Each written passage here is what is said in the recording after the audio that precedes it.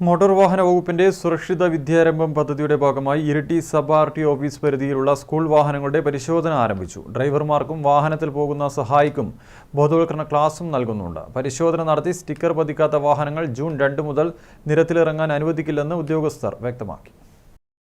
Motor vehicle inspector K Rajeevan, assistant motor vehicle ഇൻസ്പെക്ടർമാരായ VR. Shanilkumar, DK. Sheeji, TA. Sumesh എന്നിവരുടെ നേതൃത്വത്തിലാണ് Iritty sub RT office പരിധിയിലുള്ള school വാഹനങ്ങളുടെ പരിശോധന ചാവശ്ശേരി നരയമ്പാറയിൽ നടന്നത്.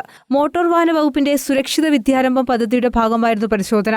വാഹനങ്ങളുടെ രേഖകൾ പരിശോധിക്കുന്നതോടൊപ്പം ഡ്രൈവർമാർ വാഹനങ്ങൾ ഓടിക്കുമ്പോൾ ഉണ്ടാകുന്ന നിയമലംഘനങ്ങളും പരിശോധിക്കുന്നുണ്ട്. ഇതോടൊപ്പം തന്നെ ഡ്രൈവർമാർക്കും വാഹനത്തിൽ പോകുന്ന സഹായിക്കും ബോധവൽക്കരണ ക്ലാസും നൽകുന്നുണ്ട്. 31-ാം തീയതിയും വാഹന പരിശോധന നടത്തും.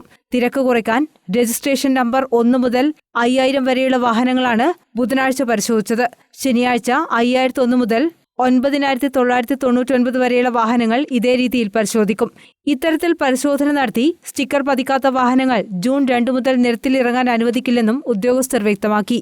കേരളത്തിൽ എല്ലായിടത്തും തന്നെ വാഹന പരിശോധന നടന്നു വരികയാണ്. അതായത് സ്കൂൾ വാഹനങ്ങളുടെ സുരക്ഷയെക്കുറിച്ചാണ് ആദ്യമായിട്ട് ഇത് പറയുന്നത്. അതായത് സ്കൂൾ വാഹനങ്ങൾ ചെക്ക് ചെയ്ത് അവർക്ക് ടോക്കൺ, അതായത് ചെക്കിഡ് എന്നുള്ള സ്ലിപ്പ് കൊടുക്കുകയാണ് ചെയ്യുന്നത്.